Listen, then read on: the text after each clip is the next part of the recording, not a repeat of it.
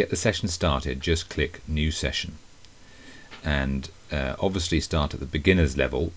When you're practiced, you can of course go to the intermediate or the advanced level. In terms of the other settings, we suggest that you leave it on the default of baseline 1 minute and the training length of unlimited, and then start the session. Once you start the session, you should see two windows. This upper window is recording your heart rate, and the lower window is recording the pulse wave from the ear clip on your ear.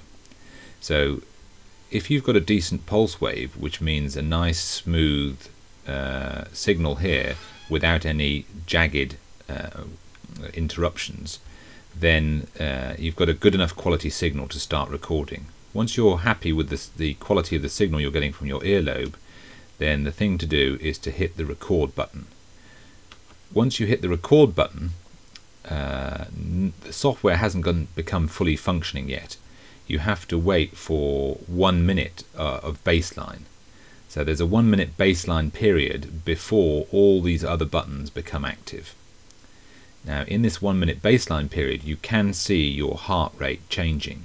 So my heart rate, for example, is currently 68, 69 and 70 beats per minute, and it's varying even though I'm sat still between 60 and 80 beats per minute. So this is the heart rate variation graph or tachogram, and this is looking at the pulse wave, just to make sure that you've got a decent signal.